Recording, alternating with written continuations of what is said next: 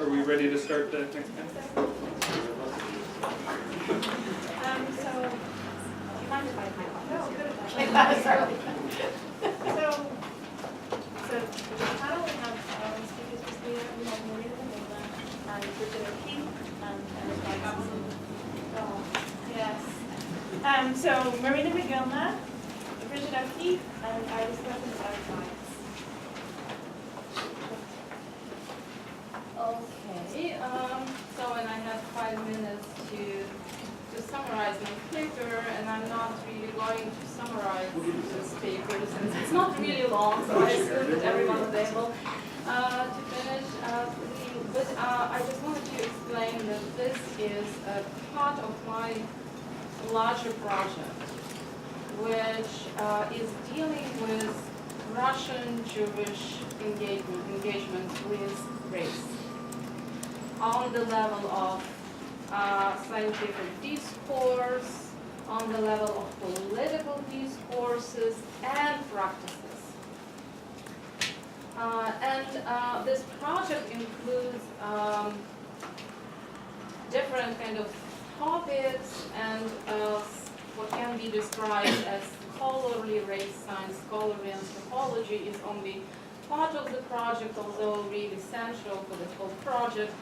I also dealing with Jewish medical mobilization in the Russian Empire, and I've recently published an article on Jewish medical societies and how they split from Russian professional network of medical societies and how they actually elaborated a very proactive agenda based on racialized understanding of Jewishness and Jewish body that needed to be perfected in order to suit modernity broadly understood.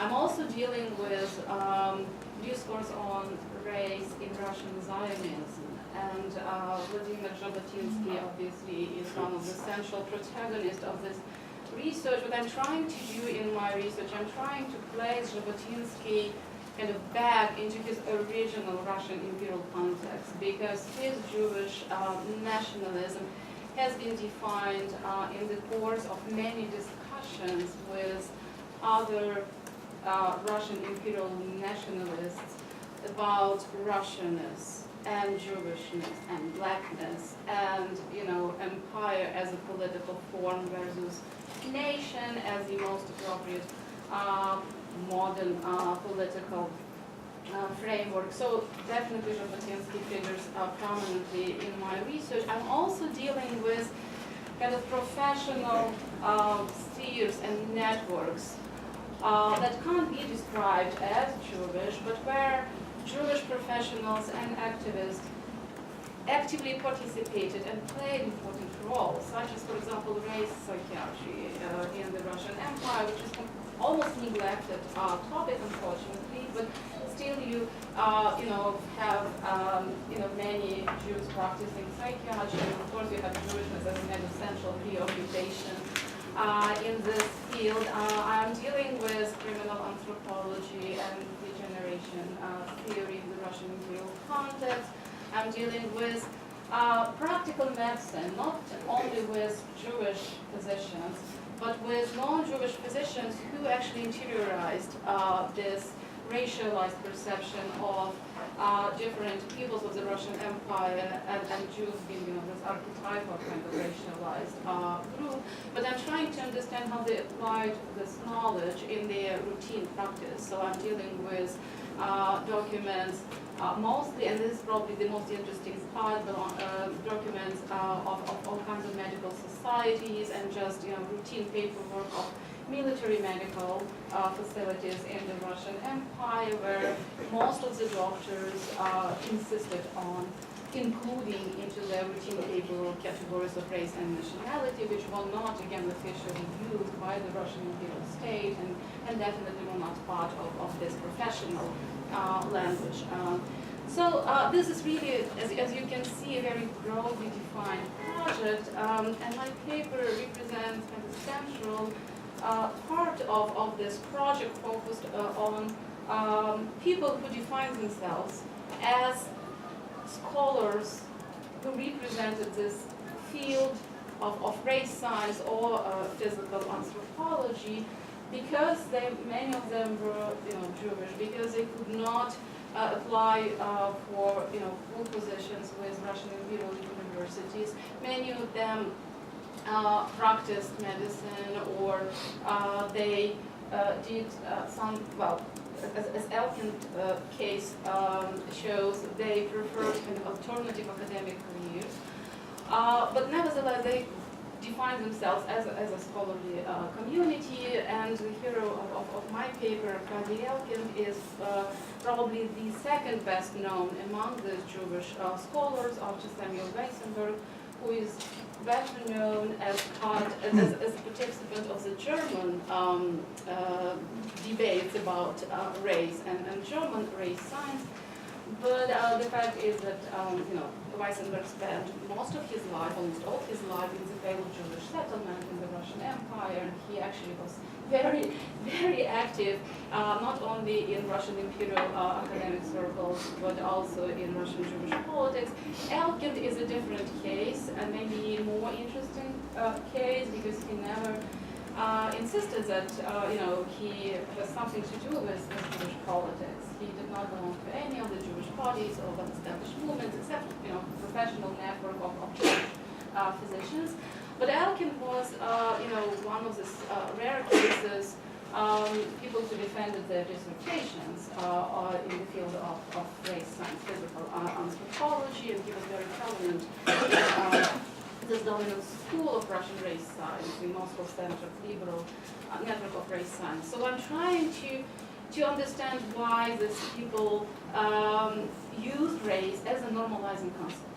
I'm trying to argue with John Ephron, with his very influential narrative of European Jewish race science, where he claims that the Jewish race scientists, they kind of accomplished the first anti-colonial revolution. They appropriated the colonial language in order to respond to anti-Semitism. So for Ephron, their agenda was mostly defined for them by anti-Semitic race science. So what I'm trying to show that this physical anthropologists, these people who use race, they use this concept not necessarily responding to someone else's agenda or anti-Semitic agenda. They have their own agenda, and race to them was this really critical concept, very important concept that allowed them to overcome their deficiencies as a nation defined in this modern term, nation that was defined by common tradition, common language, national territory, and so on. So the Jewish nation based on race was this answer to the challenge of modernity, to this major challenge of modernity for these people. So I'm trying to understand why this type of race science was accepted as normal by, Elkin's colleagues, by this most influential trend in Russian race science, and why this particular version of Jewishness was incorporated into the larger liberal anthropological framework rather than different possible versions of Jewishness. So basically, I think I summarized what I'm trying to do in my paper, and potentially I think I'm ready to respond to many of the issues that we've discussed during the first session pertaining to not just this general questions of conceptualization and the important importance of context, but also anti-Semitism and the role of racial anti-Semitism and racializing other or blackness and so on. All right, I'm Brigid O'Keefe. I just want to say I kind of outed myself in the paper, but for those of you who who didn't read the paper, I will happily out myself before you here, which is that in some ways it almost seems like an accident that I would be included on this panel, but in other ways it's rather fortuitous. And I say this because I have published a book about Soviet nationality policy and Roma in the 1920s and 1930s, and I am one of those people whom Weitz challenged in that famous Slavic Review article that we've already talked a great deal about today, right? Which was the sense that I've written a book about Soviet nationality policy, but I chose not in that book to discuss or analyze in terms of race, racialization, racism. But David, who obviously has a great deal of foresight, asked me if I would participate and consider my work anew, this time taking into account the question of how race worked in this sense. So I do have some kind of notes for myself in kind of rehashing the main points of my paper, and forgive me for leaning on them, but it will make me feel less pained to be alive in this circumstance. So my paper builds from my book, which was built on research into the social and political lives of Roma in the Soviet Union in the 1920s and the 1930s. And in that book, I argued that Roma variously mobilized Soviet nationality policy and often made it work for them. And by making it work for them, what I'm talking about is, of course, social, economic, and professional advancement. And I'm also talking about kind of fulfilling one of the logics of Soviet nationality policy itself, which was integration into the socialist economy and into Soviet culture. So I titled this book New Soviet Gypsies, and I actually did so for a reason. And I show that Roma integrated, for whatever reason or motive, that they actually did transform themselves into new Soviet men and women. What I also find, and which I emphasize in this paper, is that at the end of the day, Roma who transformed themselves into new Soviet men and women remain marked by and tethered to their nationality. And at the end of the day, they were not just new Soviet men and women, they were new Soviet gypsies. There is actual significance to this, because gypsiness meant something in the Soviet Union. So-called gypsies, right, in Soviet parlance, this would be Tsiganya, did actually occupy a prominent place in the Russian and the Soviet imagination, which is something that I show, but something that our colleague Elena Lemon also showed in different ways in her own work. Gypsies figured in Soviet imagination stereotypically, right? Aimless wanderers, persistent eternal nomads, hot-blooded natural performers, shirkers of labor, deviant marginals, desirable sex objects, illiterates, but essentially, right, when it comes down to it, people who stubbornly, and this also is not, of course, typical or does not make the Soviet Union exceptional by any means, right, but gypsies were regarded as people who stubbornly refused to assimilate, right, in terms of economics, in terms of social life, in terms of culture. They were certainly regarded as uncivilized, and very importantly for this paper, again in Soviet parlance, they were defined as exceptionally backward. And this does imply and translate into hierarchy. What I'm trying to argue is that this ascribed backwardness took on a whole new dynamic with the inauguration of Soviet nationality policy. Nationality policy, as I've already said, was of course designed, among other things, to integrate so-called backward minority peoples. It was meant to eradicate what was considered ethnic backwardness and to unite citizens in the making of a modern civilization. So even gypsies, who were presumed to be maddeningly deviant and marginal, were to, at least theoretically, be drawn into the socialist economy and culture via Soviet nationality policy. But as I'm emphasizing, right, there is even from its very start, right, I'm trying to make the claim that this is not so much something that is unique to the post-war period, but that from the very start of this Soviet nationality policy, the mobilization of this quote-unquote affirmative action is being fueled by a core and fundamental tension. And that tension is that Soviet nationality policy was premised both on the malleability of all human beings, but also on crude essentialist visions of the culture and the character of nationalities, most of which, not just Gypsies, were regarded in the Soviet Union as fundamentally backwards.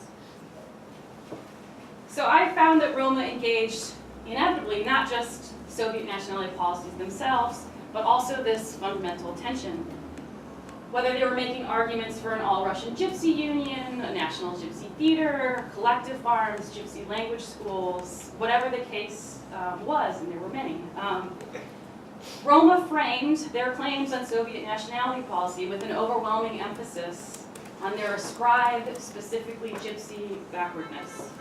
So they repeatedly, right, they fulfilled the logic of the actual nationality policies themselves by repeatedly invoking these stereotypical visions of their quote-unquote people as drunks, swindlers, nomads, thieves. It should not surprise us. My Romani activists were operating in the same culture as the Soviet officials that they worked alongside but also coordinated with. But it should not surprise us that Soviet officials themselves also never tired of speaking of, describing, and formulating policies on the basis of these persistent essentialist visions of Gypsies, again, as thieves, swindlers, nomads, marginals, whores. And so while the Soviet nationality policy did enable, right, again, the creation of national Gypsy institutions in the Soviet Union and the Soviet self-fashioning of Roma, it also seemingly required the constant reproduction and deployment of Gypsy stereotypes by Roma and non-Roma alike. Soviet nationality policy literally brought to life the tension between malleability and essentialism at its very heart. Backward Gypsies, again, could become new Soviet Gypsies, but they could scarcely escape the stigmatizing vision of Gypsies as a backward marginality. So in the 20s and 30s, no less in the post-war period that I very briefly considered in this paper, my historical subjects were engaged in what was called the politics of nationality. Race, right, in Soviet parlance, if we're going to return to that again, was not the relevant category of any of the actors that I'm talking about here. But Dave has asked me to consider, right, productively so, what the case of Roma can offer to those of us assembled here who are now considering how race operated in the Soviet Union. And again, harking back to that Slavic Review issue from 2002, I found opportunity again to take a cue from my colleague Elena Lemon, who was the one actual participant from the Russian-Soviet camp who was not only willing to consider that race was a fact of life, but also something that we could actually trace historically and with various methodological tools. And so what she was emphasizing, as I know I'm just refreshing this for all of you, but was that we limit ourselves if we only think about race in terms of a concept or of an ideology, because we can also look and analyze race in terms of practice, and specifically here, discursive practice. And so, looking at this again, right, I think that there's a case to be made here, right? It can be argued that there was a racializing logic at work in the practical deployment of Soviet nationality policy by Roma and non-Roma alike. And this very same nationality policy that made possible integration, nation building, short-term, long-term gains, however they might be interpreted, encouraged, on the behalf of Soviet citizens, again, not just Roma, a commitment to essentialism as a mechanism for reliably seeing, representing ethnic groups, speaking and acting on behalf of them, and organizing social relations generally. And I think that this double-sided nature, I missed some of the morning conversation, so we may have already gotten to it, but ultimately I think that this is a productive way to at least consider the case and to consider the question, because you can see the double-sided nature of this nationality in actual practice. What you have is persistent and constantly redeployed essentialism in the name of so-called liberation or else integration. And so in this case, you can see how Soviet nationality policy could work both for and against one and at the same time. The Soviet citizens who confronted the Soviet nationality regime as ethnic minorities, but also as participants in this racializing. Thank you. Thanks. I first want to thank David and Yanni for inviting me here. This is not the first time I've been invited to the Jordan Center. I always find it very, very stimulating intellectually. I find the papers and the conversation are always of a very high level. I remember saying to Peter Hultquist 10 or 12 years ago that I thought the Russian-Soviet field was much more interesting than my own German field. He looked at me shocked, this aura of German historiography, and I didn't feel that aura. So I'm always happy to come downtown. The other thing is it gets me out of my office as dean, thankfully, for some serious intellectual engagement. So again, thank you both very much. If we didn't know before this morning that race is a highly mobile concept, we certainly know it now after the papers this morning and the conversation and the two excellent papers we have before us today. But that raises a couple of two or three general questions that I want to pose. I want to pose to the two paper presenters, but I think they're also relevant to the general conversation, at least as we started it this morning. The first is, in thinking about race, is it possible for there to be a concept of politics, policies of race, an essentialization of discrete population groups, and at one and the same time, think that human character can be transformed? In other words, is race an indelible marker of human characteristics, transgenerational?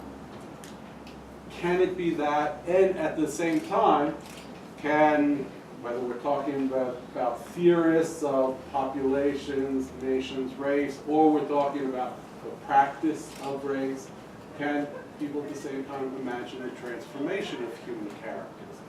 I get the sense from people working in the Russian-Soviet field, the papers we read this morning, that the answer is yes. But I'm not sure if I'm confused, or the theoreticians of the 19th century, or the theoreticians and the practitioners of the 20th century are confused. It seems to me, well, I guess I'm not sure any longer how I think about this, but I certainly think by the time we, make the transition from the 19th to the 20th century, maybe not the Russian-Soviet field, this may be where the exception does come back. But in general, we get all across the Western world a much harder, biologically defined understanding of race, such that those characteristics are indelible and transformed, and you don't see the possibility of human transformation. Okay, but if, leaving that last sentence or two of mine aside, if we do imagine a racial discourse and a racial politics that also opens the possibility of human transformation, how does that happen? That's where I would like to see a lot more analysis. If I may pick up on the discussion in the papers this morning, going back to the 19th century, but also, I'll talk a little more in a couple of minutes about the individual papers. How does that transformation take place? How is it possible for racially defined members of discrete population groups to then become transformed, to become the new Jewish man and woman, or the new Soviet man and woman? What are the mechanisms? Is it, if we're talking about Zionists, the Zionists go off to Palestine, till the soil, become the muscular male Jews of Zionist imagination? Does that then become, are they then transformed genetically in a Lamarckian or the Senkoist sense? Or the minute they give up the soil, they revert back to the ghetto Jews that the Zionist activists so despised or demeaned? So that's one question, one area where I'd really like to see more discussion. The other, I mentioned in one of my comments this morning, is how we separate the analytical categories that we as scholars use versus the language terms that our historical actors use. Of course, we're always interested, have to be interested, in the way, in the terms historical actors use, how they think about them, but we can't be limited by their language. We bring our own analytical categories there. And that's where I think Elena got it right, but the two other interlocutors in that Slavic review conversation, I don't think they made the distinction clearly enough between what it is that we as scholars bring versus what is the terminology and understandings our actors use. Before going on to the particular papers, let me just say a few things also about the German field and the German also inattention to the concept of race after 1945. Of course, in German historiography, we're infused with thinking and writing about race from whatever one wants to date the lineage leading to the Nazi takeover in 1933 and to the onset of World War II and the Holocaust, of course. Race is very much a part of the very good and sometimes not so good historiography we have. And then comes 1945, and you basically can't talk about it at all. And you can't talk about it in academic circles. And I think to this very day, it's very difficult to use the terms that we all are using here so easily. Just before Slavic Review very nicely took this paper from an outsider to the field that I'd written on. It was a long review of the Black Book of Communism, published in German, and I basically left all these terms that we use in English, and especially North American English, and there was no way to translate them into German. You could translate race, you could translate racism, but race thinking, racialization, those kinds of terms, there was really no way to translate them, and every time I tried to use it, Germans defaulted to racismus, racism, but that racism I think is very specific. It doesn't capture the kind of mobility that we've been talking about here. So to read that article is sort of a mess because it's in German, but it goes back to English all the time. But it speaks to the way it's really very, very difficult. It still is difficult, not only in French historiography, not only in Russian historiography, but in German historiography to use these kinds of analytical categories. And in Germany, of course, it's also associated with the fact that anthropology was so tainted as a discipline by its association with National Socialism. Actually, historians have gone through every single academic discipline, all tainted by their association with National Socialism.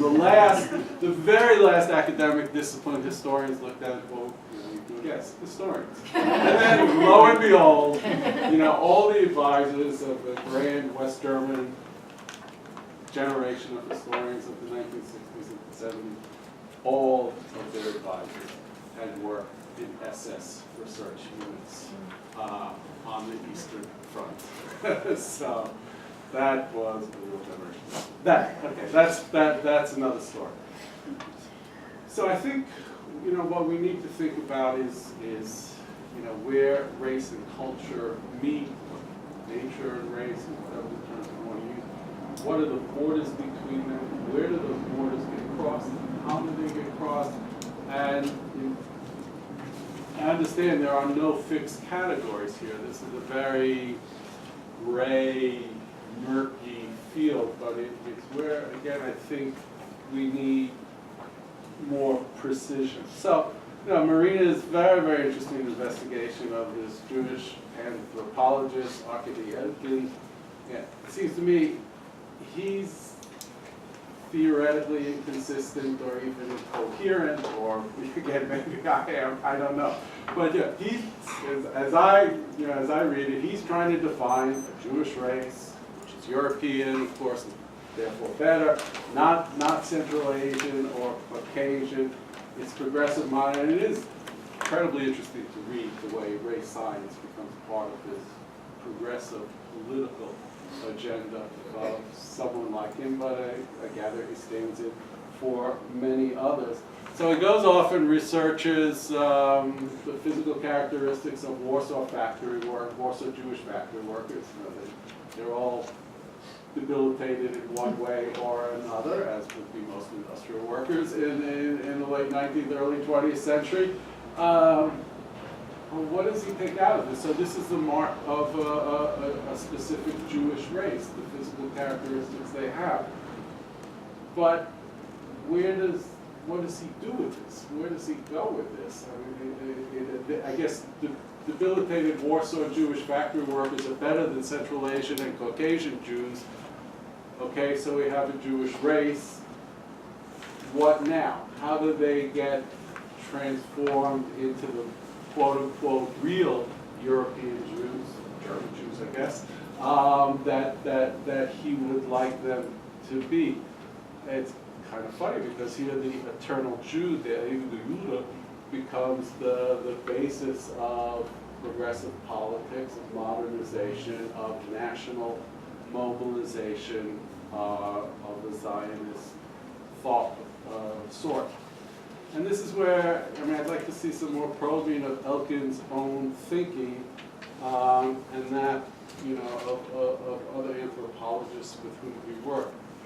Brigid's paper moves us into the Soviet period, and again, a very, very interesting case of Roma activists rooted in the Tsar's past, learning to speak Bolshevik, because that's how they will mobilize their fellow gypsies. That's how they will hopefully get Soviet aid and support of a materialist kind. Like Jewish anthropologists, they construct their community as a nation with long-standing traits, you know, the not so pleasant traits that you articulated. And you know, this is where we again get into this murky realm. Are these traits? How have these traits been inheritable? Presumably not genetically, presumably by culture. Yet, again, gypsy activists are invoking racial categorizations of their own people to become a part of the quote-unquote Soviet family of nations. And in your accounting of this, I think you see how the group takes primacy, right? And it is the characteristics of the gypsy group that takes primacy, and all the individuals within that group are marked by those characteristics, no matter what he or she does. You know, they're making gypsies as much as they're reflecting gypsies. And this is not a new point in the historiography, in the same way Elkin, I think, is making Jews.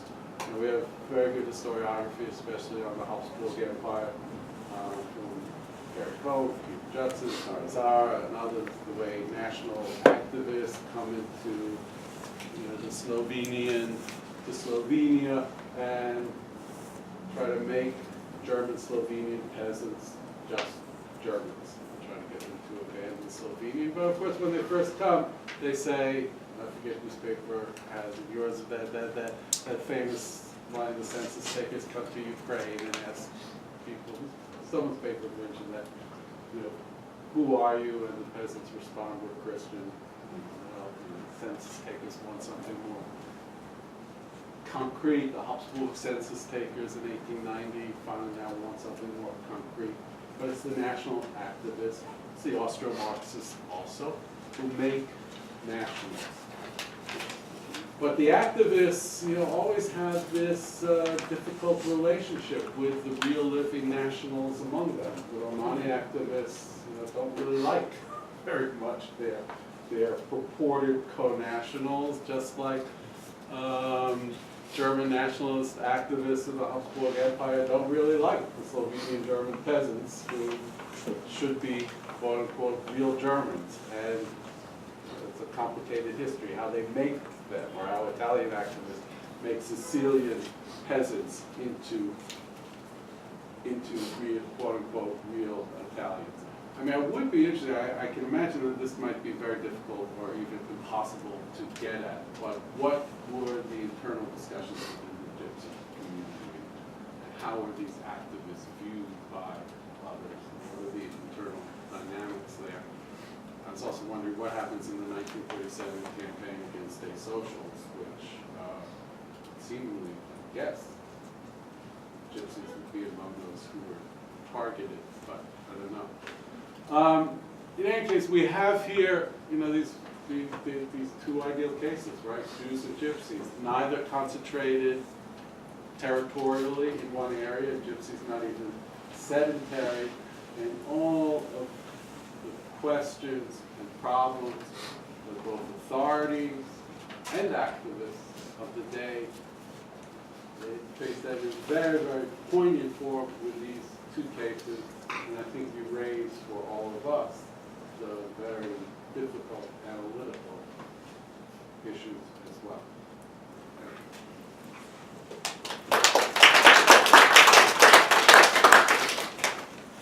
So let's open up to questions. Maybe I'll gather a couple and then let you respond.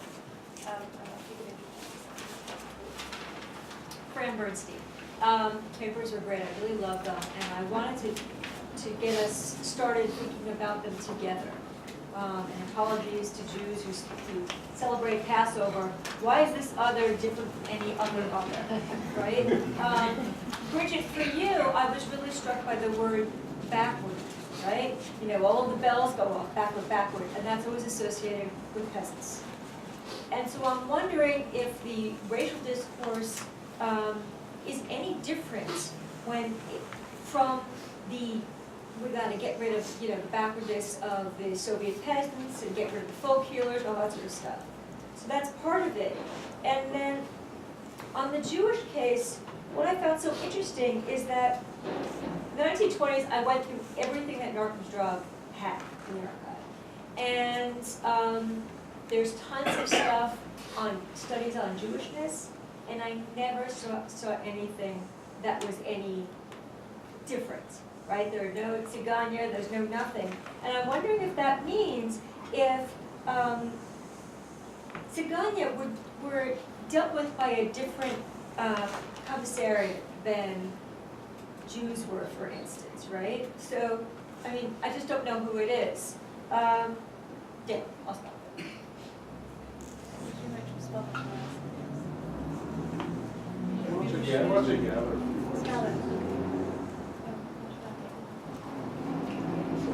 Very enjoyable papers. It's a sort of methodological question for Marina.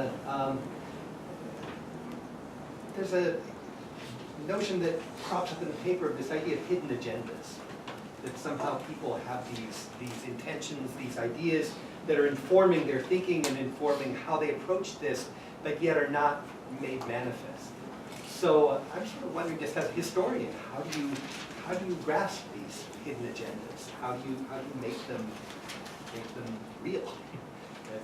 And I'm also sort of, I think Eric kind of covered this issue as well, but this notion of creating a Jewish race and defining it racially is very interesting, very ironic, because it winds up being an exclusionary tactic, in a sense, cutting off the European Jews from all these other Jewish populations. So how then do they conceptualize being Jewish overall? If Central Asian Jews are Jewish, and racially, and the Caucasians, and presumably the Sephardic Jews then wouldn't fit in, and Persian Jews, and Chinese Jews, and all sorts of, so it's just sort of an interesting question of what, how do you create a sort of overarching sense of Judaism if you're focusing it in this exclusionary, narrow, racist, racial sense?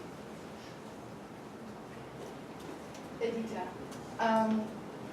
Marina's paper made me think of something that I ended up noticing as I was doing research for my paper for this conference, which is that most of our conversations about race concern white people talking about other people's races. But increasingly, racial conceptions and histories of racialization in non-white societies are becoming a subject of research. And in fact, there's a book that came into my hands called Difference of a Different Kind, and it has to do with Jewish conceptions of races of other people. So, so I was wondering if Yilgin, for example, only was concerned with Jews as a race, or did he also put forward any theories about other races, and was his racial thinking consistent across different kind of populations? But anyway, I think this idea of, you know, non-white races thinking racially, in fact, would be a wonderful other panel that, you know, would have been great to have at the conference. And thank you for your paper, which made me think about this. And another comment that I'd like to make, and it doesn't concern about any particular paper, but I am picking it up in our conversation as we go along in the panels, is that I think a suggestion that policing of difference and impositions of difference are pernicious, whereas insisting or encouraging on similarity or acculturation is somehow not. So, and I would like to push against that idea a little bit. I mean, you know, denial of alterity could be just as pernicious as insistence on alterity, right? So I'm picking up a kind of a suggestion that because of, you know, Russians were historically more open to intermingling, to other people becoming Russian through either Russificatia or Abrusienie or Sovietization, that somehow is, you know, superior to other forms. And granted, I guess maybe it is, so long it doesn't these lynching or pogroms and all of that. I mean, that would be great if loss of human life, for example, is not involved. But I mean, it seems to me that this insistence on come be like us is just as is a form of an imperial repertoire of power, like any other, right? So I just wanted to sort of throw it out there. Well, in David's session, I think we should return to the question of assimilation. We have to talk about that. Yeah. Yes. Should we start to respond a little? If you want to go.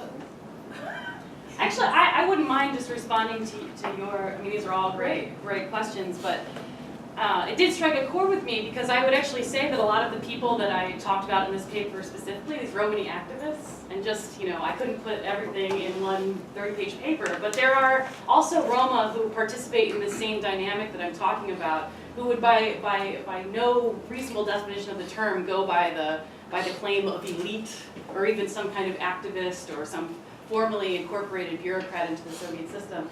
But I would just say that I think that for the actors that I focus on in this specific paper, they don't see the kind of the kind of repeating sing-song about how backward they are as pernicious, right? But rather as a kind of grand opportunity. It's an avenue towards becoming Soviet, which for whatever reason, right, they are working towards, right? And again, I don't know what all their reasons are, and we can speculate. But I think in this sense, at least in their performance of Sovietism, which is also the performance of backwardness, Gypsy backwardness, their kind of representation here is not that they're being imposed upon or that they're being acted upon in any kind of unsavory or repressive way, but rather that, again, right, this is the bizarre tension, right? They're being liberated, they're being transformed in a productive way through the kind of reliance and consistent claim on their own backwardness. My case may only be one way to muddy the waters of what you're talking about, but I think that's a very important question. I just wanted to think about my actors in this way. I wanted to say something to Eric because you were really troubled, right, that the Soviets might have said, we believe in refashioning life on Earth and human beings are transformable and plastic and malleable. Well, at the same time, right, they're obviously thinking in all kinds of essentialist terms, and not just about Tzigania or Jews, but also about peasants and kulaks, right? In some ways, right, you know, like I've been talking about as a tension, but I'm not particularly perplexed by it or confused, right? Because I don't find most people to be consistent anyway, and in terms of kind of looking for ideological consistency as a standard seems in some ways kind of wrong-headed, but also, I mean, this is again not Soviet exceptionalism, because I'm sure every person in this room has had a conversation with some well-meaning American who says, I'm not racist, and then unloads a bunch of racist garbage, right? And in their mind, they're not, right? So I think that you know, human beings have a capacity to have seemingly contradictory or competing kind of ideological impulses working at one and the same time. And I think that this is, I was late to the first panel because I was teaching my students about decolonization this morning, and we were talking about we were talking about Lynn Viola's The Unknown Gulag, right? So the big question that I asked for them was, do they really care about reforging these people, right?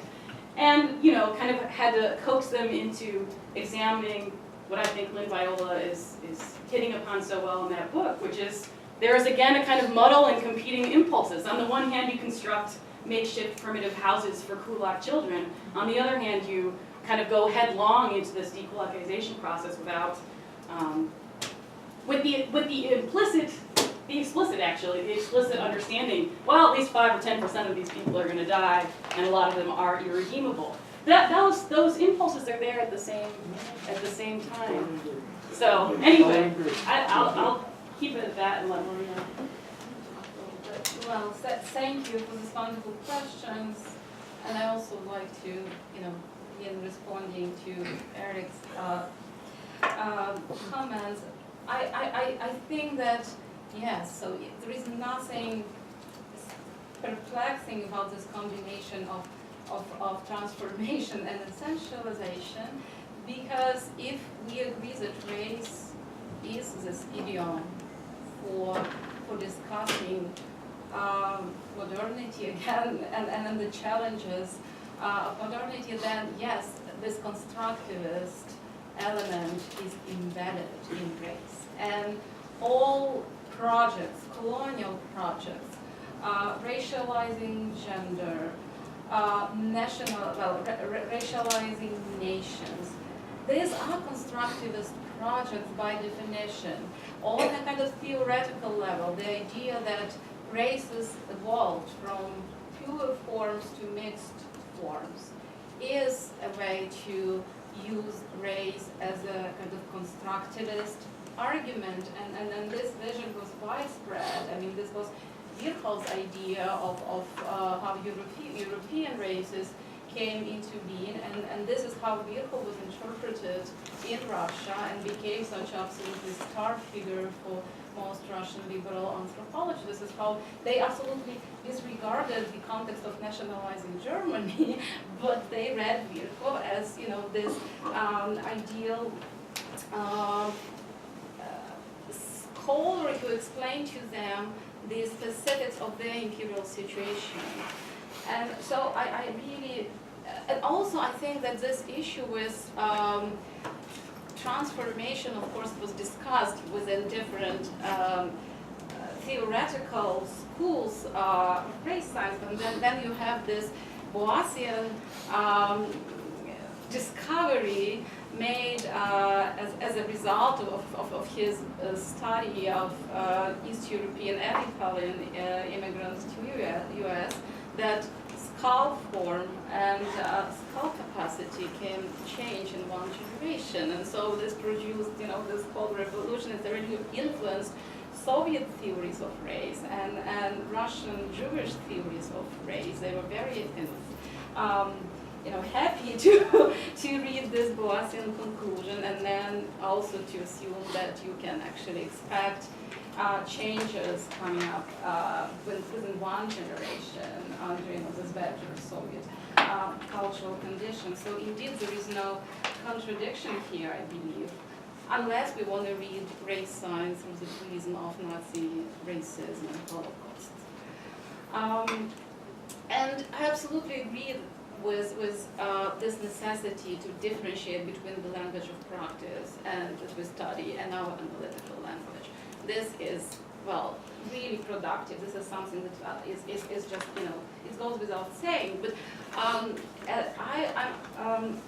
what is especially interesting about this Russian context and Russian Jewish context that I'm studying is that these people were very explicitly aware about these terminological differences. I mean, they really cared about translations that they offered, about terms that they offered. Members of the anthropological community, the Russian Imperial Anthropological Community to which Elkin belonged, they refused consciously to use the term Russian race. They never used this homogenizing concept. They worked with the concept of mixed racial type, and they tried to specify what they were studying in their case studies, in their expeditions. So great Russians of a particular district, great Russians of a particular village. And they would sometimes refrain from generalizing even on the level of a district. So because they really understood this danger of imposing this homogenizing language of race onto imperial diversity. And this is, very interesting situation epistemologically and politically, and something that you can explore as well. Going back to your question about Elkin and what he wanted to actually achieve with his project. Well, I have to, and also, answering to Nathaniel about this hidden agenda. So I want to say that there were different projects of Jewish race and Russian Jewish race, and of course Elkin's was just one possible project. Elkin was not a Zionist. He was not a classical autonomist. Elkin was a European intellectual whose agenda was to re-establish Jews as a modern European nation. And because Jews were, again, inadequate as a nation, he embraces racial explanation, but he wanted to show that even when they exhibited the signs of degeneration, the signs was the same as among the Polish workers on the same factory, and basically Warsaw was not even important here, although this was the most kind of westward part of the Russian Empire. But you can imagine these Jews anywhere, in Berlin, in London, or in St. Petersburg or Moscow. The point was that these are modern industrial bodies. And because also he wanted to preserve this national framework for imagining Jews as a modern European people, he sent his brother to photograph actual Jews, but not in Warsaw, but in Hell, the small and also almost kind of prototypical Jewish town, because he needed these Jewish faces, because this way he could convey the idea of Jews as a nation. He didn't want them to assimilate. He didn't want them, because yes, in the European context, and this is again the case of translation, he explicitly translated from an American context. And in American context, this kind of acculturation into modernity, into industrial modernity and cultural modernity meant assimilation. In the European context, this meant that, well, in Europe at that time, you have this idea of a nation with a nation state. Without a nation state, without your own territories, there is no nation, there is no future for you. So he wanted to preserve this future for the Jewish people, so that's why he wanted to present them as a nation. He needed this basis. So, I mean, it's obviously a contradiction. And why this is a hidden agenda? He never articulated this contradiction. He never explained why he needed this visual narrative in his dissertation. Otherwise, this is an amazing text. There is no narrative, almost no narrative there, and no conclusion, by the way. And I have to say that I read, for my book, I read hundreds of dissertations, publications of people who defined themselves as race scientists. And very often, you don't have any conclusion there. This is just an exercise in producing this objective knowledge, and also very universalist knowledge, because the point was to assemble the statistics and include it into the universal classification. And why, again, the language is important here is that this is by itself was a transformative act. Just mastering this language, just establishing yourself as a subject of this discourse.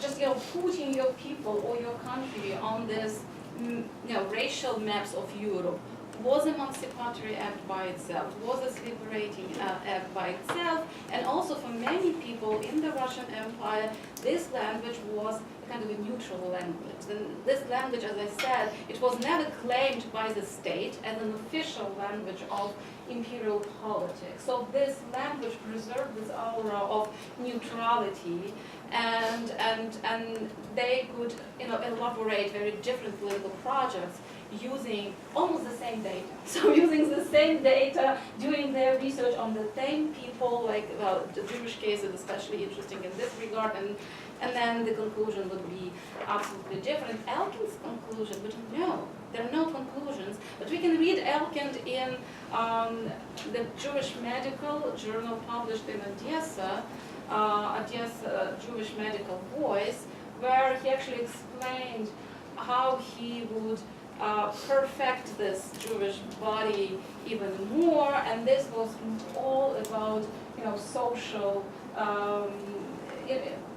not even, well, it was not social revolution, but social improvement, more kind of a socialist, general socialist agenda. But this is, again, Elkin's case, so, and the point that I make in my paper is that this kind of discourse was easy to internalize by this imperial anthropological project, because this was really this case of objective knowledge, the case that never dwelled on this Jewish agenda openly. It remained this hidden agenda.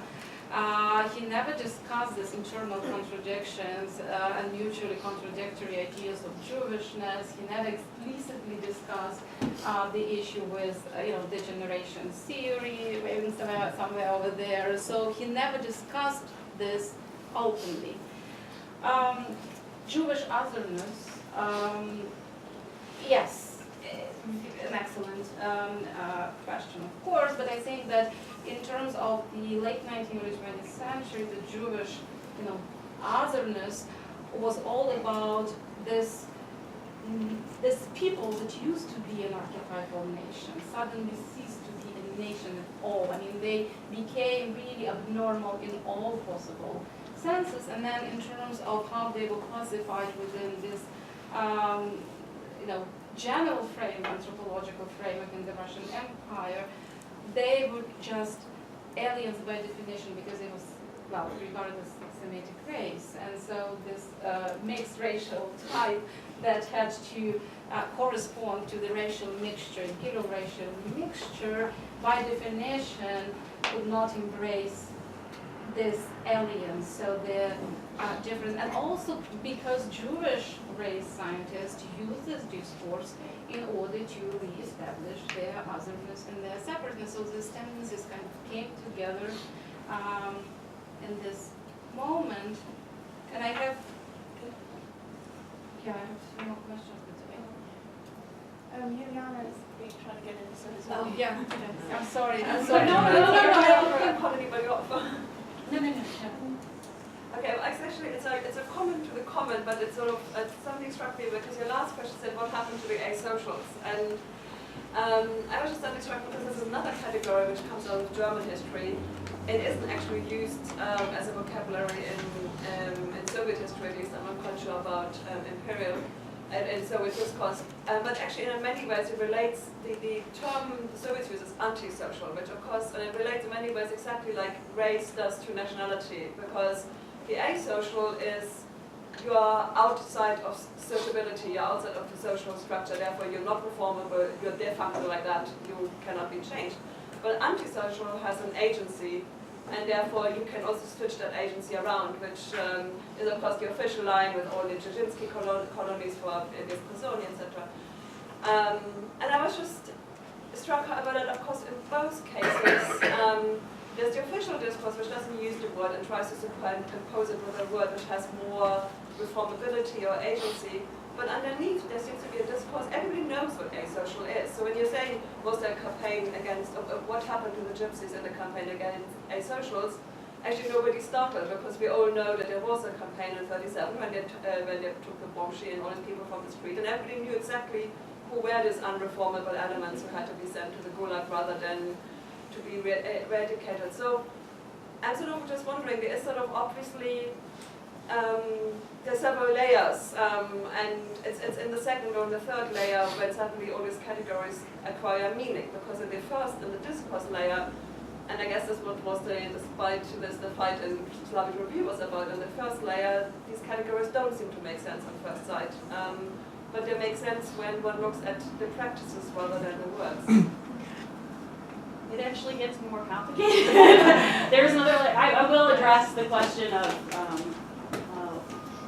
what happened to Roma in campaigns against socially foreign people, counter-revolutionaries. Actually, the cases that I came up against in the archives are not from 1937, they're from earlier. So it's 1931, 32, 33, and there is another distinction that is made on the part of the Soviet authorities and police officials who, Elaine knows what I'm going to say, who round up certain populations of Roma in Moscow, Smolensk, elsewhere, and that is, they're not just socially foreign gypsies, but that they're not Russian gypsies, right? So they're targeted as socially foreign, but simultaneously they're targeted because they're bloc gypsies. They're called foreign, they're literally called foreign gypsies. So this is kind of a category that is fused with another category that is used to kind of paint certain Romani populations as counter-revolutionary, dangerous, infectious in the way that kind of general Soviet social detritus was regarded as. But what happens to them, in the main, in the majority, they are also put on train cars and shipped off to special settlements in various places, which again raises the question that I raised earlier, which is the kind of contradictory impulses of special settlement in the Stalinist Soviet Union. What's kind of complicated about this case is that some of the intellectuals that you're writing about, some of the people that they knew in their dialect group, the Russian gypsies, they were being employed by the state to do surveillance on the foreign gypsies and were keeping notes on their activities in the market, so they were contributing to creating this distance. And to this day, their descendants remember these moments, and their grandparents who got sent off in the 30s never came back.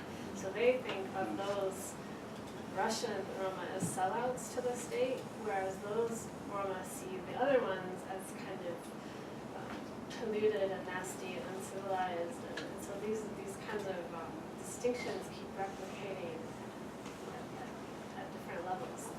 It's another complex way to think about Adita's question too, right? Which is that you have some Roma who are volunteering as surveillance agents who are participating in trials against the Roma that are being labeled as literally foreign, but also as socially foreign, and thereby. But the ones who, like the Petkov and Nivian and these guys, when they're going to the Charsky and saying, come on, with some money to make this theater, they really were hoping that they would reach out to everybody, and they would have these meetings where they would struggle with this problem of dialect and have them talk to Roma, whose grandparents came from Hungary, and they're different from who's Roma.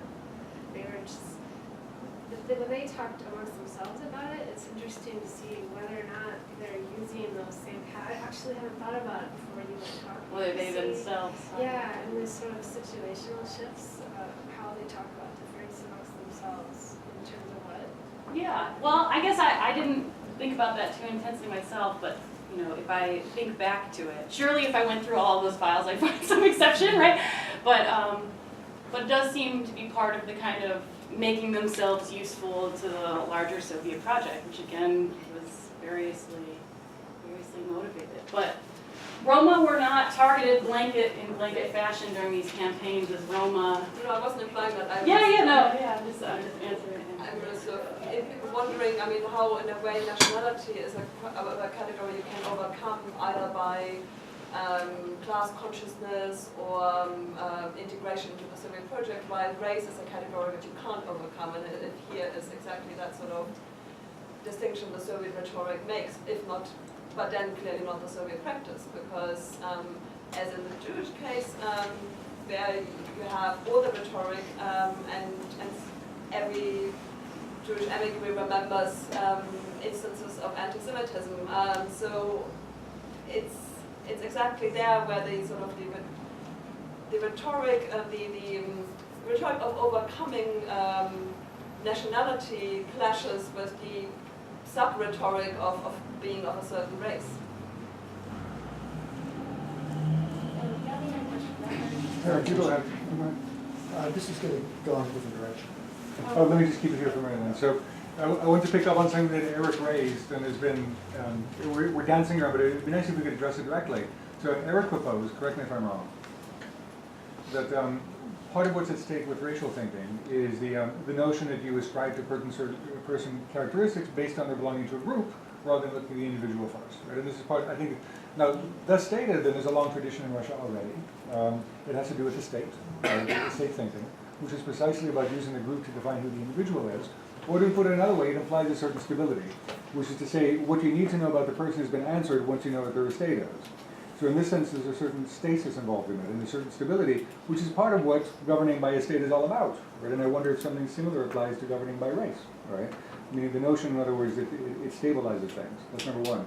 But then that's disrupted by what Brigid is telling us, which is that it's married very much to the idea of progress, right? And the idea of movement and change over time.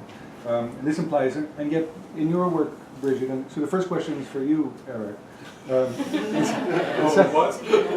What? So the second question is for Brigid, which is that there seems to be this fundamental tension here, which is that it stabilizes a population insofar as it says, knowing that you're Gypsy, I know what I need to know. On the other hand, it's premised on the idea of progress, which is what the Soviet project is all about, right?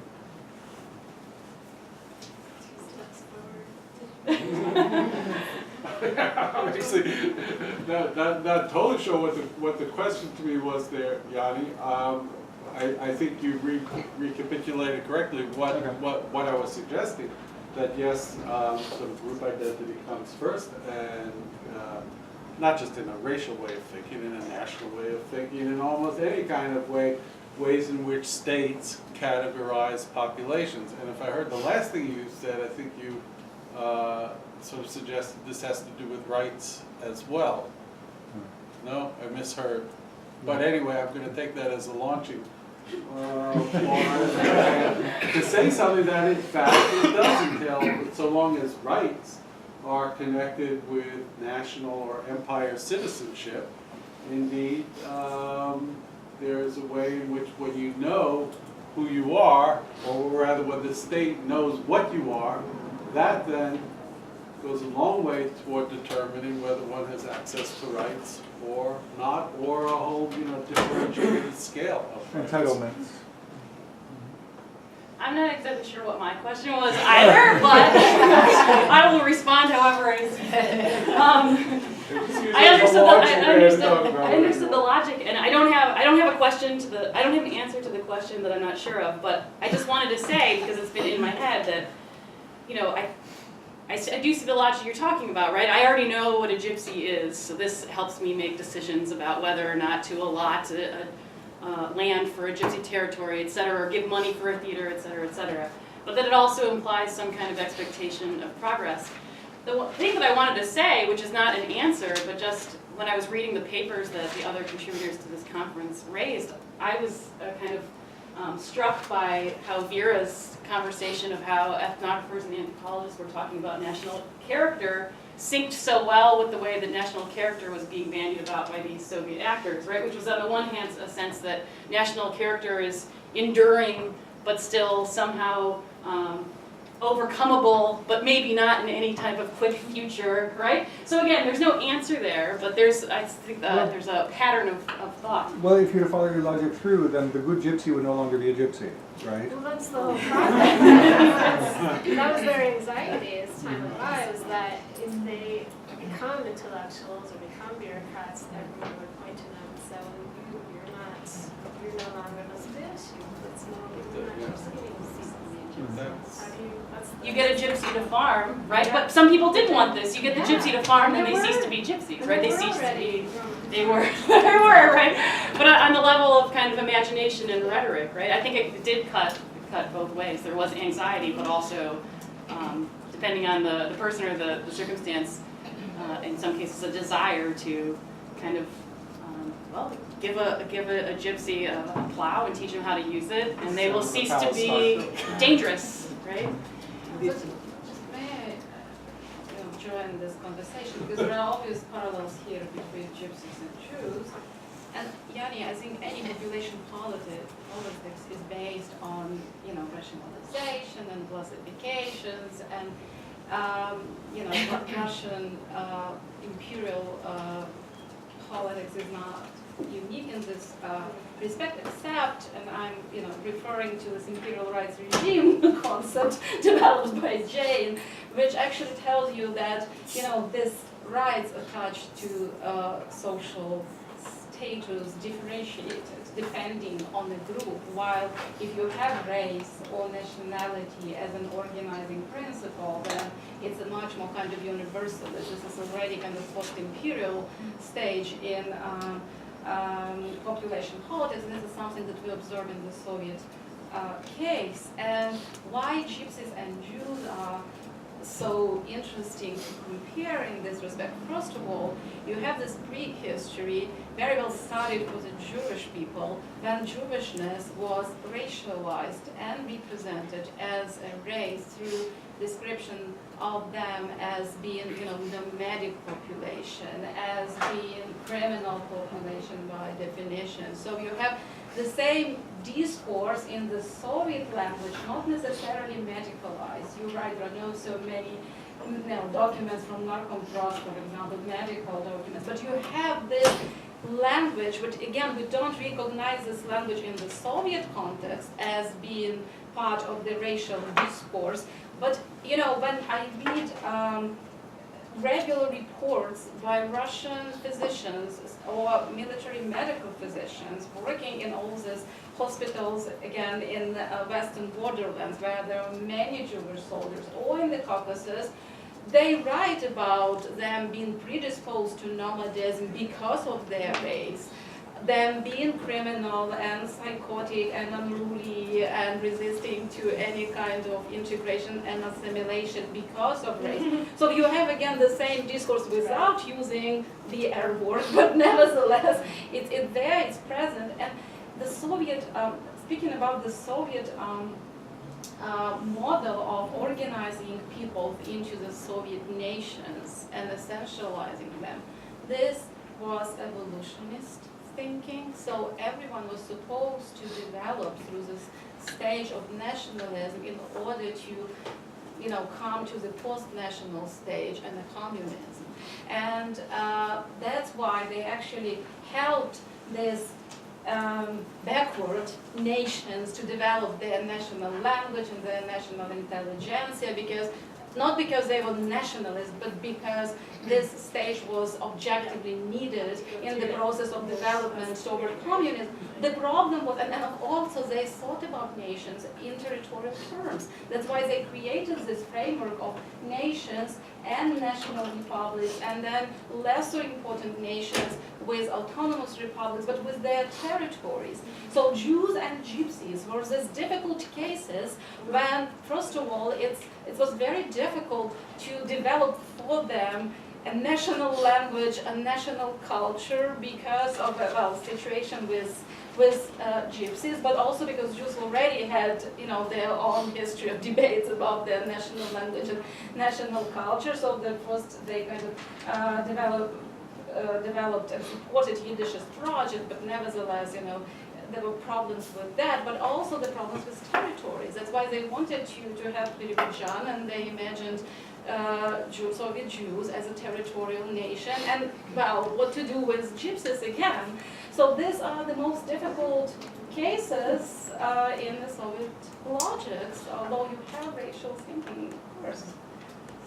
And it's not just Fran who's thinking about them and how they work essentially together, right? Or how people are talking about them externally together.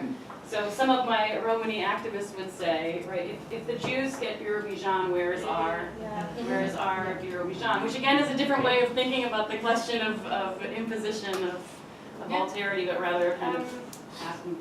You have a long queue. So, well, it's Elena and then Herrick and then.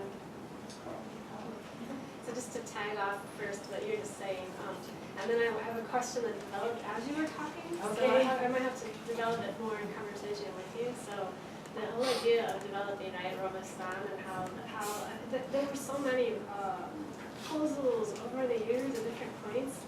And it's interesting to me, I think you're exactly right. There are a lot of Roma who are really invested in a certain, in those definitions of what it means to be Gypsy that are, it's about passion and commitment.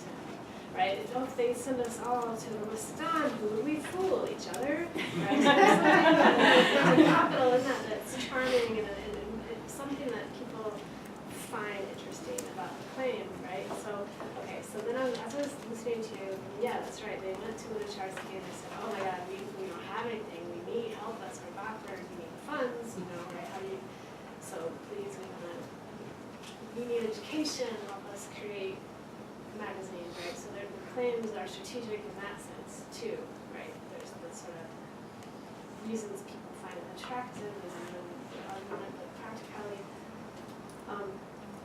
Okay, so then I was listening to you talking about these situations, and I was thinking about other situations in which Roma who were becoming active across national borders since the beginning of the 19th century, and what their appeal was when they're creating sort of a racial story of us, Roma. It's not about backwardness, it's not about hot blood, it's not about abuse, it's not about criminality, it's about India. It's about India, and it's about can you look at can you trace connections between these sort of daily kinds of practices and untouchability? We're trying to make links between the commitment discourse about Indian culture, blood, and language. So, and I was just realizing, listening to you, this became really audible after the 50s in the Soviet Union, that Roma would talk about India, and it was there in performance, it was there in film, as you talk to them, you listen to them, with photos all over. The Indian connection really made tracks later, and it was powerful discourse later. And even those Roma who couldn't agree on other things, they liked getting together at the top, thinking about Indian words to match. You could find something there. But I don't see it ever in the 20s or 30s discussions. I don't remember countering it, and it's not, yeah. It's there, right? So, right, but it wasn't useful, and that it wasn't useful is interesting. It was given how attractive it was and became. Yeah, I mean, I think that there's something to that kind of shift, because I also see that in the 20s and 30s, the claim making is in no way centered on diaspora from India, but oftentimes when they narrate, yeah, no, like Germano, my guy, right, when he's always writing the Soviet press, telling the Soviet press what to think about gypsies, they begin with India, and then I think that over time, the way that narrative became somewhat important, but not terribly, was to kind of transform it into a kind of genealogy of class struggle and persecution and exploitation that began in India and then traveled right up into, and you can see the end point, the liberation in the Soviet Union, right? But it's true that in the 20s and 30s, it's always there, but it's not their central kind of focus. It's not a central part of their story, and it would be someone else, right? Why the? Maybe it has something to do with, I don't know, Annika's going to speak later about internationalism, kind of selling the Soviet dream abroad, which is a way of kind of thinking about global. Or maybe relations with India in the 50s and the 60s kind of hooked into the ways that then Roma talked about diaspora in Yugoslavia and in the Soviet Union. Does that have a call, Shannon?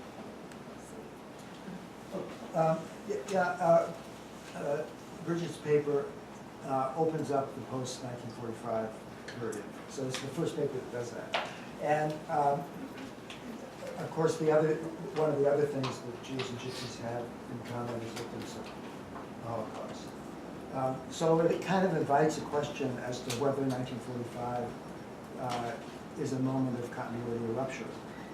In the story of how the Soviet Union is encouraging a kind of essentializing as a basis for claims making, and also essentializing as a basis for social control and so on. And your paper suggests that there's actually quite a bit of continuity. The Gypsies are still, the Gypsy activists are still using this same argument, but the conditions are different. I mean, that it's harder for them in some ways. And so it's really a question for both of you, even though it's a little unfair to Marina because you don't address the post-45 question. But it's, is to what extent the story of the history of racializing or race thinking or essentializing, as we've been thinking about it, has a moment of continuity or discontinuity with the Second World War. What difference does the Second World War make in this history?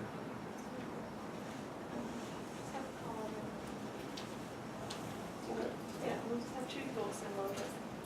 No, I just want to circle back to Eric again, and this problem of when it is that race has a certain kind of indelibility, permanent stain, the thing that cannot be changed and therefore is not susceptible to some politics of improvement. How we're supposed to parse that. I think all that we need, we don't need to always appeal to a kind of our own experience of genetics, of living in the genetic age, that there's something like genes there that predetermine our fate, and it's just that they haven't discovered them yet.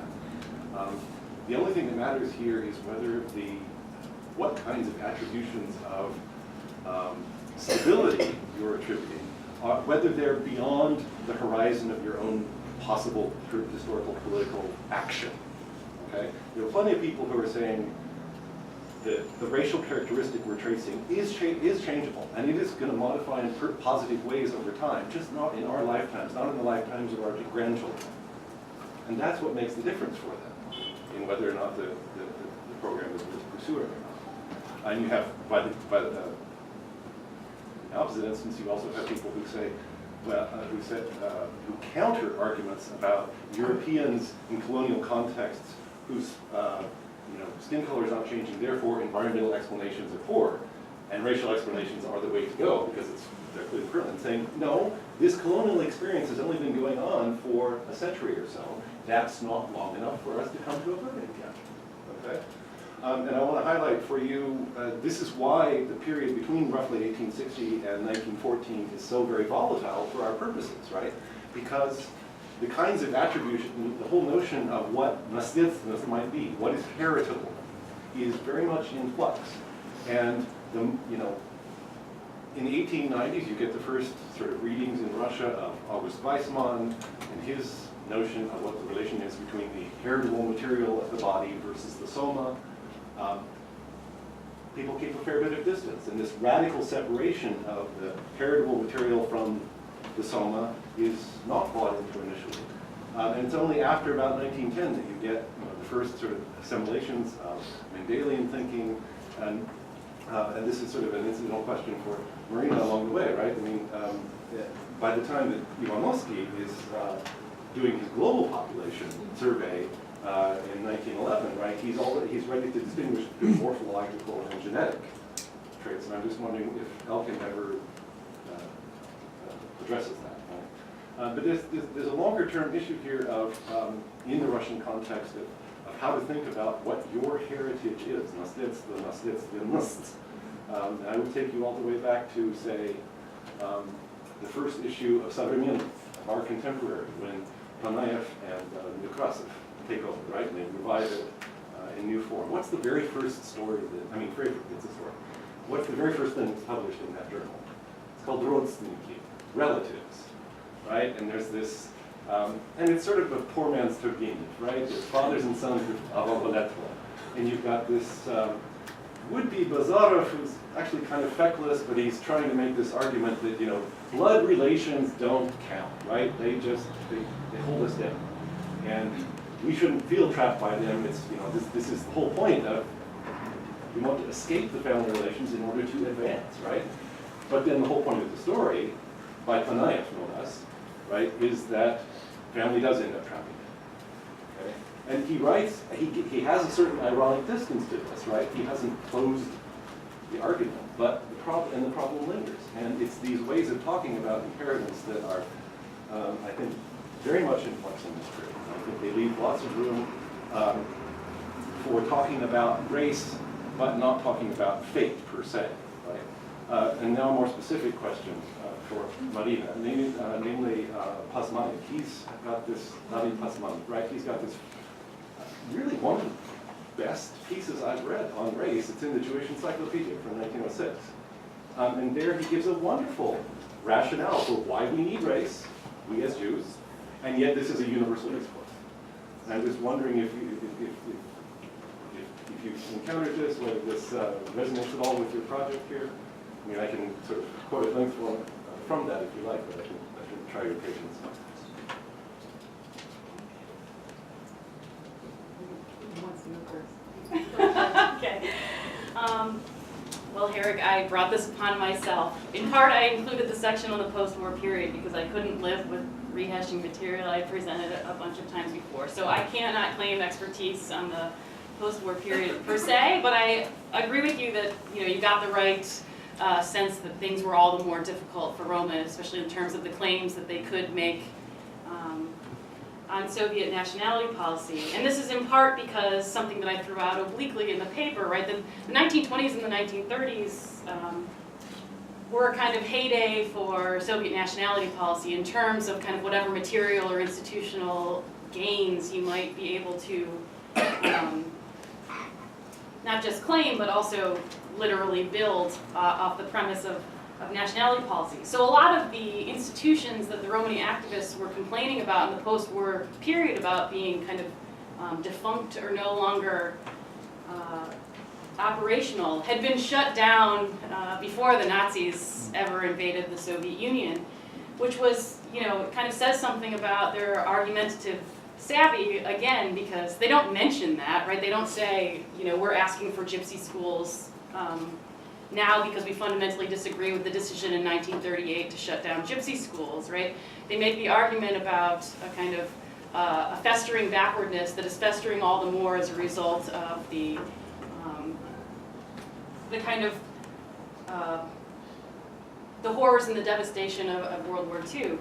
And I have not kind of done expansive research into Romani narratives about their experience in the Soviet Union and the Holocaust, but I have read, certain commissioned, Soviet commissioned investigations about, the massacres of Romani, collective farmers in the Smolensk region, etc. But in the few documents that I used to talk about the post-war period here, it did not seem that they were making some kind of listen to us, listen to our pleas, because we specifically suffered at the hands of the Nazis as Roma, although Roma did, right? But they do have, they're kind of using the well-worn argumentative strategies that they had used prior to the war while eliding the reality that these things had been shut down prior to it. But of course their challenge is all the greater because if the Soviet Union was cash-strapped and taking on grandiose projects in the face of all kinds of challenges before the war, those were all the greater after you have the kind of massive devastation. So I'm sure it rang a bit hollow for some of the recipients of these activist letters, right, when they say, our gypsy collective farms have been destroyed and now we're wandering again, right? Lots of collective farms were destroyed. So in that sense too, you see the kind of affirmative action currency is being eroded further still. And I'm not studying the post-war period, but this is a well-written history. The Second World War, or the Great Patriotic War, as it is known in the Soviet Union, became indeed this critical point for how Soviet Jewishness was reconsidered And yeah, so during the war, there are many actually reports from the front line that this is the first time the Soviet Jews who were soldiers that they encountered anti-Semitism. And many of them, especially those who were coming from these big centers like Moscow, like Leningrad, even Minsk, they were shocked.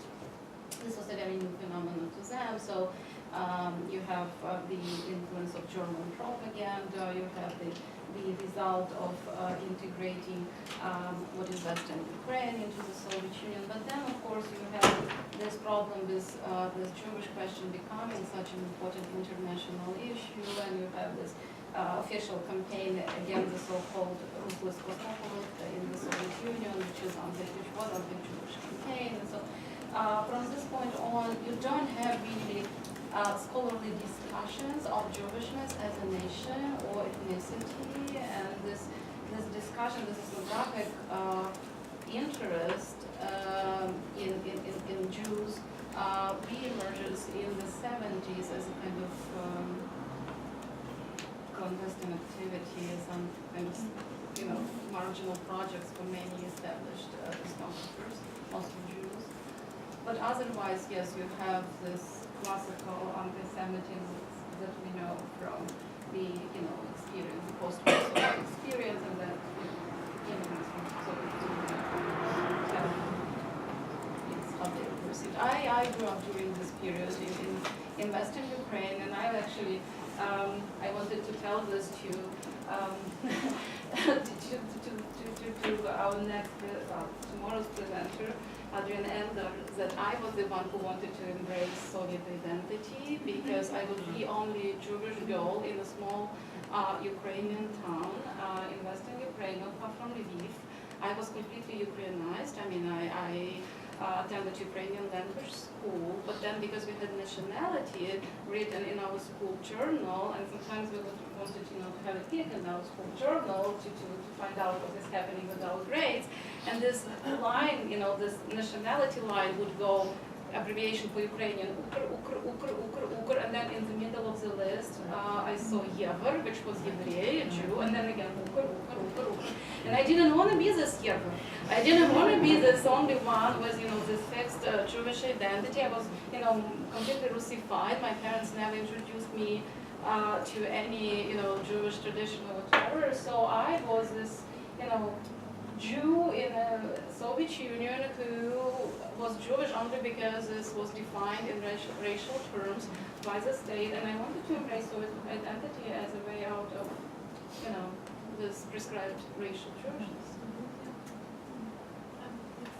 Oh yes, yes. So I actually have a question. Thank you both for your wonderful papers, which I think work very well together in interesting ways. I have a question. I had a comment or question about backwardness, and something I've thought about a bit. And I agree with you, Francis, right? Not sure because they didn't have a territory, so I wanted to ask you that. And then the second question I have, based on what you and Elena have both been saying, I wonder whether gypsies are in some sense anomalous in that they kind of had to be perpetually backward. Backwardness was almost a part of their identity, that in other words, Turkmen and Uzbeks and lots of other nationalities were also backward. But I have not seen Turkmen elites or Uzbek elites or Kazakh elites talking in quite the same way, reveling in the backwardness of their people in quite the same way that that seems to have been the case with gypsies, where as one of you just said a few minutes ago, when you were no longer backward, you were no longer gypsy. That wasn't true of most Soviet nationalities. You could be a modern, Turkmen, Uzbek, Soviet nation, but maybe you couldn't. Could you not be a modern gypsy Soviet nation with backwardness built in? Without suffering. That's what my book was about. The suffering of becoming a modern Jew. How can you speak as a Roman subject when your authenticity is questioned whether you are or aren't? But if you are a real gypsy, then you're a trickster, a liar, and a performer. So then you can't win either way. But is this an anomaly in the Soviet case? No, it's not an anomaly. I talked to Hungarian Roman intellectuals, same thing. It's like you lose your cred once you can speak, you cannot be subaltern, right? So you cannot. maybe it's not only to do with Roma in the world, right? But that's, yeah, it's true for most Roma. And as part of your question, is this like a special case of Soviet nationalities? Yeah.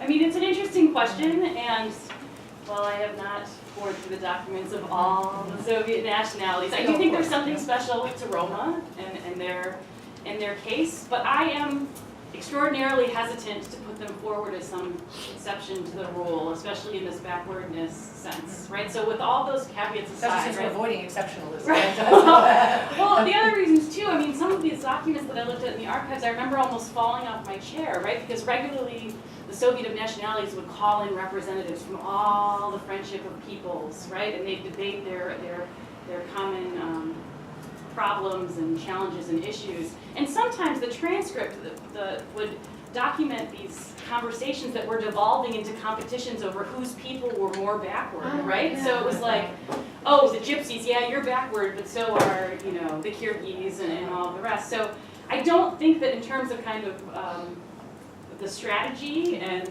the allure that it potentially offered to minorities who were categorized as backward, that this is in any way exceptional. I think there might be, I think actually there was probably an exceptionalism in terms of how Roma populated the imagination, right? You could be a backward, I don't know, give me one from the list of 180, right? You could be a backward nationality that might exist off in the Siberian hinterland, but no one in Moscow, if they hear the name of your nationality, is going to have kind of ready-made associations of what type of backwardness you represent, except maybe in kind of generic Siberianness. But if you said Gypsy, right?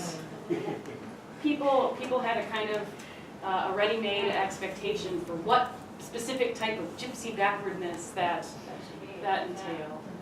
In connection with that, what about the literacy project for the Gypsies? And I wonder whether there is some exceptionalism there.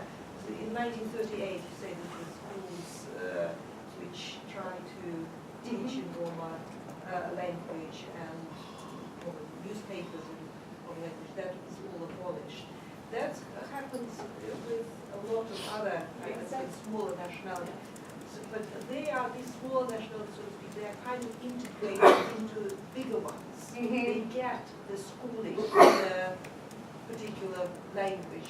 In Georgia, for instance, certain groups cease to be recognized as individual nationalities, those which were in the 1920s. They lose their specific schools, they lose their kind of, let's say, media in the local languages, but they're basically incorporated into a Georgian nation, and so they get schooling in Georgia.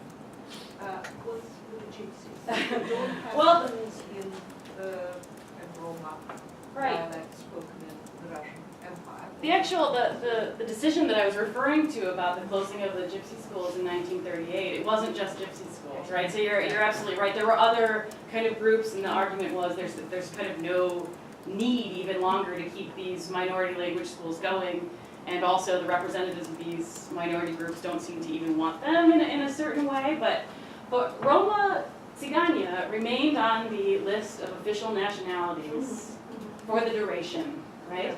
But they're kind of big nation-building institution that will survive World War II is the theater, right? So there's some of the collective farms aren't destroyed before the war, but there's certainly many of them are destroyed in the context of the chaos of the war. And after the war, and this again is not exceptional to Gypsies, the idea would be, why have singular collective farms for individual minority groups when you can merge them into international and larger farms and all the rest? But the Gypsy schools were dismantled in 1938, but not specific to Gypsies. The publications were dismantled much earlier because they had failed, and the argument was that they had failed. That wasn't part of a larger kind of enclosing those institutions by also closing other minority language publications, but it is part of the larger kind of trajectory of the scaling back on the theoretical promises, let alone the kind of material advances that are being put out. It's in a way similar to the Jews, the schooling would be in the Russian language, and Jews were so assimilated in Russian culture. But in Azerbaijani it was Yiddish.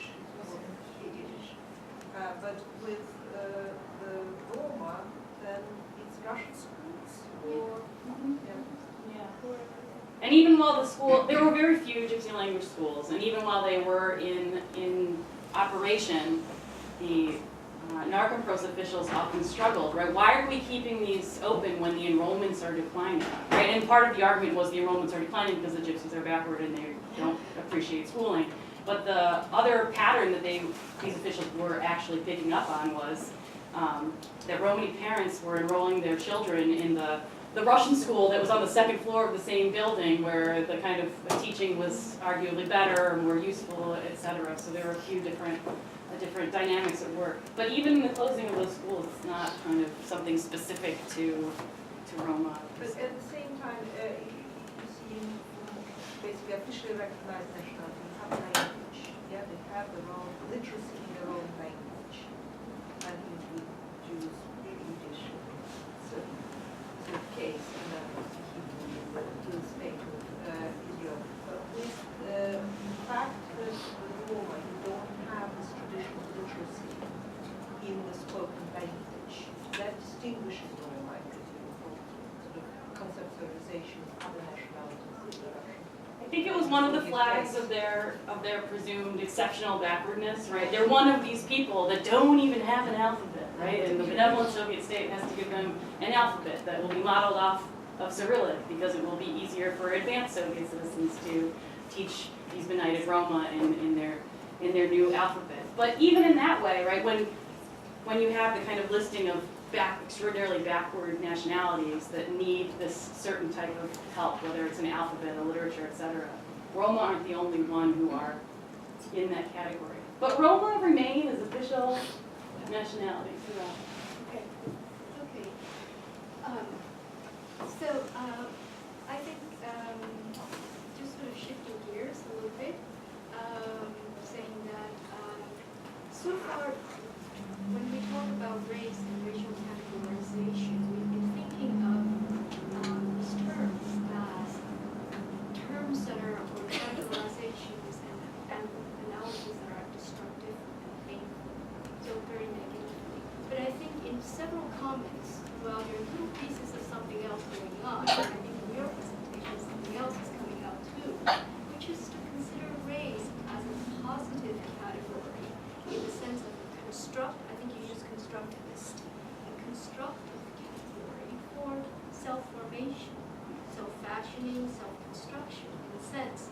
And I think one way to think about it as race as providing the script for behaving, presenting yourself to whom? Perhaps to the enabling institutions such as the state, or to other groups and communities, people who are already clearly recognized as a racial group. So if you're not clearly defined, perhaps developing a racial script is a way of identifying yourself to other people. And so I want to say the other part of the question that came up about the dichotomy between individualness and groupness, it seems that, again, they seem to be somewhat artificial dichotomies in that both sides of the categories have ways of escaping into each other. So the script for self-fashioning is not necessarily about a group, an individual. It's really more about recognition. Recognition by whom? By the state, for instance. In the case of the Gypsies, you have to have a script and behave a certain way for the state to recognize you. And once the state recognizes you, then you can benefit from what the state can offer. And I guess it seems as if the script there for the Jewish race is that the Jews have not been defined as a race, but there are other people that are defined as a race. And so long as you're not at the bottom of the hierarchy, it may not be such a terrible thing to be identified with a race.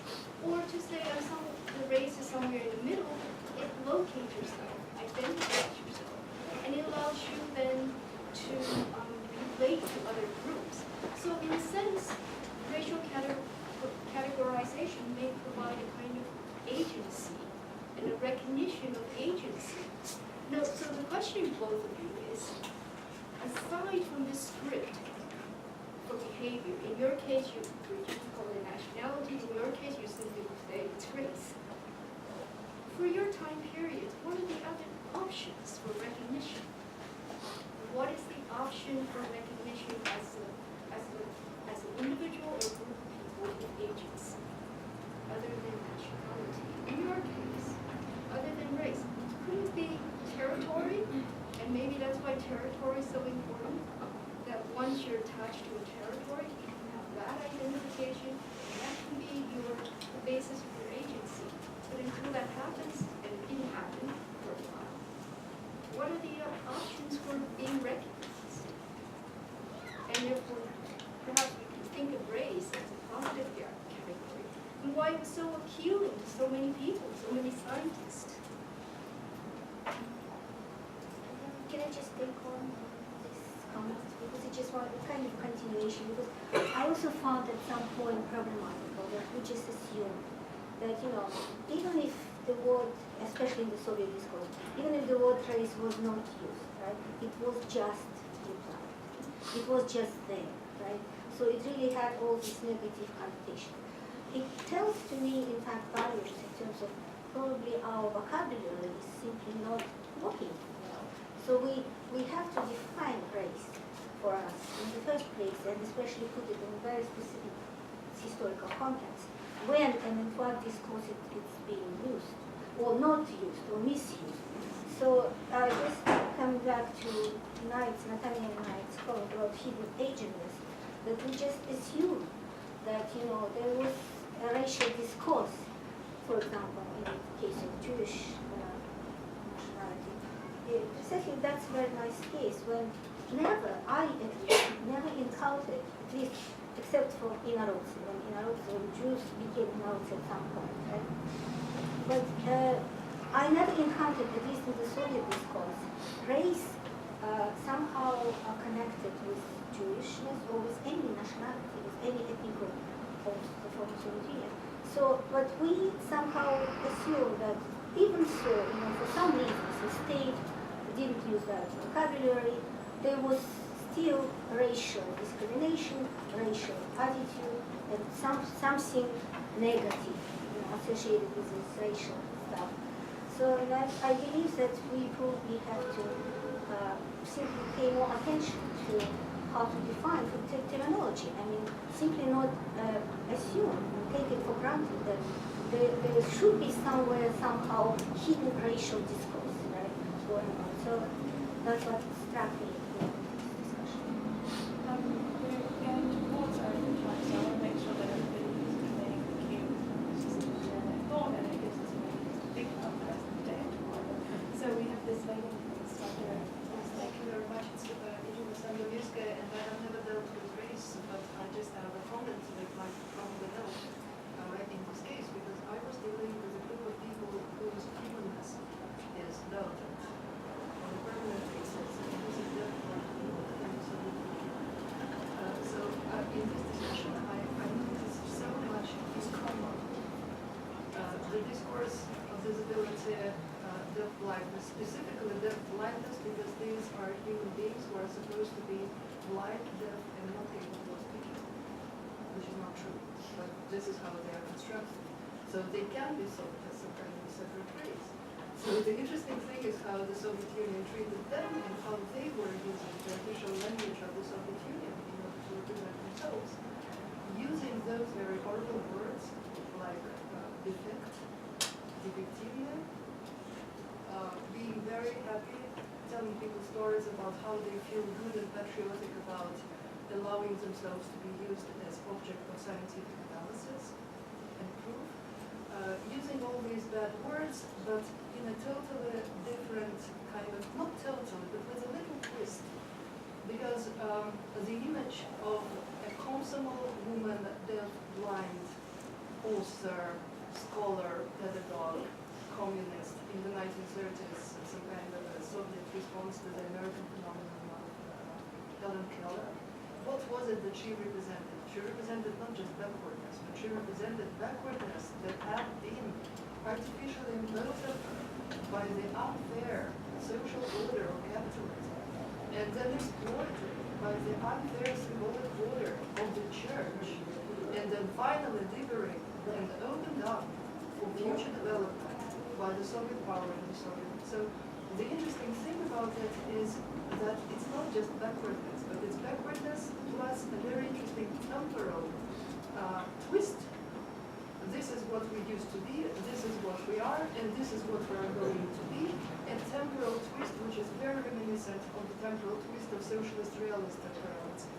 Like I'm describing things not only as they are, but as they should be in future when the guaranteed victory and so on. Which made me think about, I don't know if you would recognize the structure or not, but I started thinking in this connection about the peculiar structure of Soviet hegemony.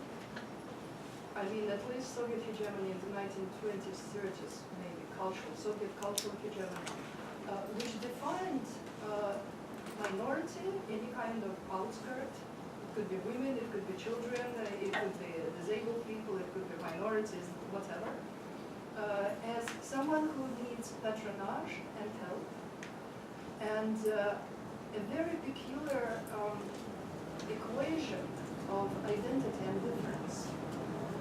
They didn't say to someone with a defect, even though this defect became the point, the focus, the nucleus of all discourse about the future, about the past, about civil rights, about political rights, about cultural rights. They all nucleate in this notion of defect. And so this similarity and difference was very interesting because it felt like, for me, that the message was like, you are not the same, but you are not different. You are not yet the same.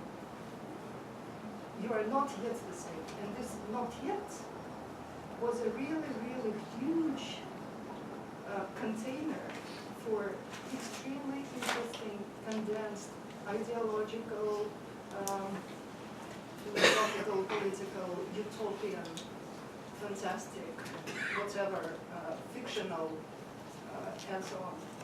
So I just wonder if you do recognize something like that, both this exploitation of negativity, right? We are what we are not. We cannot see, we cannot hear, we cannot speak, but, right? And then you have this saying different. You are not yet the same. You are not different, but you are not yet the same. So we have both a project and I must tell you that say there, you know, that this language thing, because in deafblind communication, written and oral communication is still similar. Like when they write with fingers or with gestures, this is oral. Okay, so writing with fingers and those three-dimensional kind of writing gestures, this is oral, but this is writing.